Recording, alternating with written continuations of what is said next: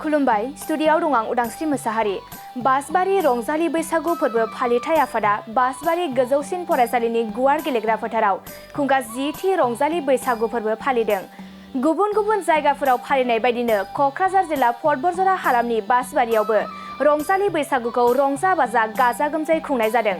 नोंगौ बैसागु फोरबो फालिनायजों लोगोसे फुं समाव हारिमुनि फिरफिला बिरहोयो, लोगोसे फारियै थुनलाइयारि बादायनाय गेलेमु बादायनायफोरखौ नुनो मोननाय जादों।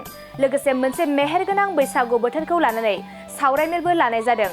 सावरायमेलखौ बेखेवना होयो बासबारि दखरा एबसुनि बोसोनगिरि दीपक कुमार हाज'वारि बिथाङा। लोगोसे थांखिजानाय आलासि महरै बाहागो लाफैयो बारग' एमएलए मानगोनां बनेन्द्र कुमार मोसाहारिया।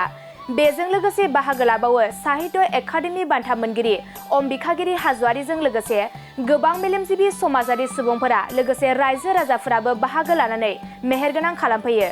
मख'जाथावदि थांनाय 2024 मायथाइयाव साहित्य एकाडेमि बान्था मोनगिरि अम्बिकागिरि हाज'वारिखौ बरायो जथायै बासबारि गुदि बर' थुनलाइ आफाद आरो बासबारि दखरा दुलाराय बर' फरायसा आफाद लोगोसे बतझर जिल्ला बर' हारिमु आफादा बनेन्द्र कुमार मोसाहारि आरो खुंफुं आफादनि आफादगिरि बिथांमोना जोंनि खौरांगिरिनि सिगाङाव मा फोरमायखो फै जों मिथिना लानि। खुब मोजां जादों। बोसोरे बोसोरे खुङै खुङै 10थि बोसोराव देग्लाय आगान होबाय। देग्लाय बिसेसकरि बेनि थाखाय मोजां मोनदों जे गामिनि साफ्रोमबो गावबुरा जोंनि बे एलेकायाव 18टा गामि दं। 18टा गामिनि गावबुराफ्रा नुजाफैजोबदों आरो रायजो राजाफ्रा गोबां रायजो राजायानो दिनै बाहागो लाफैदों। दा बेखायनो देग्लायनि बैसागु खुंनाया थांनाय बोसोरनिफ्राय साबसिन जादों होननानै आं बुंनो नागिरदों आरो आसा खालामदों इयुनावबो बेनिफ्राय मोजांसिन जागोन बेखौनो आसा खालामो। दा दिनैनि बे बैसागु खुंफुं आफादनि जानानै जे आफादगिरि बिथाङा जे बेहाय रायजो राजाखौ लानानै मोजाङै खुंनो हादों, बिनि थाखायनो बैसागु खुंफुं आफादनि आफादगिरिखौ आरो साफ्रोमबो मावथि हान्जा बा कमिटिनि सोद्रोमाफोरखौ आं गोसो सिंनिफ्राय गोसो गोरबोनिफ्राय साबायखर होनाय जादों। गोदोनि बैसागु फालिनाय आरो दानि बैसागु फालिनायाथ' बहुद दिफारेन्सआनो जाहैबाय। स्टेजाव लाबोनायाथ' नै बारा गोबाव जायाखै।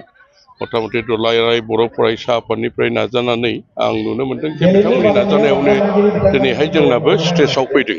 दा स्टेजाव फैनाय लोगो लोगो जों बैसागुनि सम्पर्के बैसागुनि जे गोनांथि दं, बे गोनांथिनि सम्पर्के आल'सना खालामनानै जोंहा बैसागुखौ एक्जाक्टलि जों खालि रंजानायाल' जोंनि खामानि ना बैसागु फालिनायाव जोंहा माबाफोर मोनसे मावनांगौ दङ, बेफोर जिनिसखौ आल'सनानि गेजेरजों रायलायलायनानै मोजाङै समाजखौ सुस्रांनाय लोगो लोगो जोंनि हारिमुखौबो जों जौगाखांनायनि जे मोनसे लामा बेखौ माने नुहुरनाय जादों आरोखि बे बैसागु स्टेजाव फैनाय लोगो लोगो।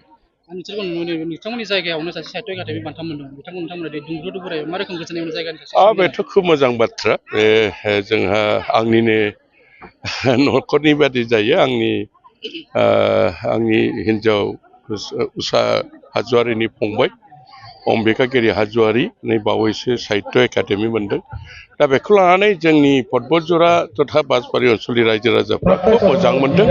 दिनैहाय नैबे बैसागु फोरबो खुंनायजों लोगोसे दिनैहाय बिथांखौ दुलाराय बर' फरायसा आफाद बासबारि दखरा आरो बर' समाज बासबारि दखरा आरो जोंनि बासबारि दखरा बर' थुनलाइ आफाद जयै माने दिनै बिथांखौ सनमान होदों आरो बिथांखौ सनमान होनायाव जोंबो मोजां मोनदों जे दिनैहाय जों कल्पना खालामाखैमोन बासबारि बादि जायगायाव बे गोग्लैसोनानै थानाय जायगानिफ्राय साहित्य लिरै लेखा लिरै एसे मोजां मोनसे गोजोनथाव बाथ्राखौ साहित्य एकाडेमिखौ लाबोनो हादों। बिनि थाखाय जों ओनसोलनि रायजो राजाफ्रा गावखौनो खोब देरगानाय मोनदों। बासबारि ओनसोलाव 10थि गोथार रंजालि बैसागु फोरबोखौ मोजाङैनो मोजां जोङो खुंफुंलांबाय। दा बे जोंनि खुंफुंनायाव बिसेसकरि जोंनि ओनसोलनि बा जोंनि नैबे दुलाराय बर' फरायसा आफाद बासबारि दखरानि आफादगिरि नेहाथारजों लोगोसे गासिबो मावथिफ्रानो दिनैनि बे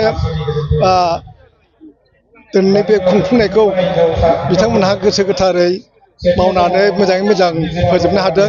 आं बिनि थाखाय जोंनि दुलाराय बर' फरायसा आफाद बासबारि दखरानि आफादगिरिजों लोगोसे गासिबो सोद्रोमाफोरखौ आंनि गोसोनि साबायखरखौ बावदों आरो लोगोसे जोंनि बे ओनसोलाव थानाय गावबुरा सन्था बा जोंनि समाजनि मानसि जोंनि ओनसोलाव जेसेबांनाखि आफाद दं बे आफादनि मानसिफ्रा फैनानै लैहोर लैहोर फैनानै दिनैनि बे रंजालि बैसागु फोरबोखौ फालिनायनि थाखाय आङो बिथांमोनसिमबो साबायखर बावनाय थाबाय।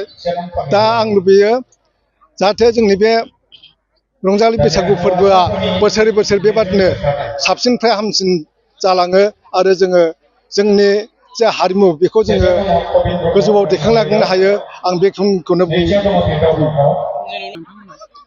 बेखौ जोङो बे फोरबोखौ फालिनो थाखाय जोङो एबार माने रावनिफ्रायबो अनसुंथाइ बियाखै बादि बुंजायो। जोङो माबा मोनसे गिफ्ट कुपन बानायनानै बेखौ खेला होदों आरोखि लटारि खेला। बे लटारि खेलाजों जोङो रांखौ मोनदों आरो लोगोसे जोंनो नैबे जोंनि जायगानि लकेल लिडार आरो बयजोंबो सिनायजानाय मानगोनां पार्क MLA बरेन्द्र कुमार मुसाहारियाबो हानायखिनिखौ जोंनो रांनि सहाय हरदों। ओंखायनो आं बिथांखौबो जोंनि बे रंजालि बैसागु थरनिफ्राय आङो बिथांखौबो साबायखर बावो। नोंथांमोना मा मा आयदाफोर लानानै दिनैनि रंजालि बैसागुखौ खुंफुंलांखो? आयदाफ्रा जोंना फुङाव जोङो 7:30 बाजियाव माने बिश्व शान्तिनि जुनै ब्रह्म धोरोम खान्थिजों जोङो जग्य हुथि होजेनो। बे ब्रह्म धोरोमनि खान्थिजों जग्य हुथि होखांनायनि उनाव जोङो रंजालि बैसागुनि गोथार फिरफिलाखौ दैखाङो आरो बे फिरफिला दैखांनायनि उनाव जोङो जोंनि गेजेराव मान होलायनाय, गेदेरा उन्दैनो बोर होनाय आरो उन्दैफ्रा गिदिरखौ आथिं हमनानै बोर बिनाय बेखौ जोङो फालिदों। आरो बिनि उनाव जोङो गेलेमु बादायलायनायखौ होदों। बे गेलेमु बादायलायनायाव जोंनि बे बासबारि ओनसोलनि प्रत्येकथा गामिनिफ्रायनो गथ'फ्रा लैहोर लैहोर फैनानै बाहागो लाफैदों। जोङो नैबे बोसोराव बांद्राय गोजाननिफ्राय जोङो आलासिखौ हांख्रायनानै लाबोयाखै। जिहेथु जोंहा जायगायावनो मोजां मोजां गोरों गोराफोर दङ, ओंखायनो जों बिथांमोनखौनो बेखेवगिरि हिसाबै जोङो एबसुनि पार्क एबसुनि आफादगिरि आरो एडभाइजार दीपक कुमार ब्रह्मखौ जोङो मेल बेखेवगिरि हिसाबै लाबोदों। आरो बिनि उनाव बुंथिगिरि हिसाबै जोङो जोंनि जायगानि बयजोंबो सिनायजानाय मानगोनां बरेन्द्र कुमार मुसाहारिखौ जोङो हांख्रायनानै लाबोदों।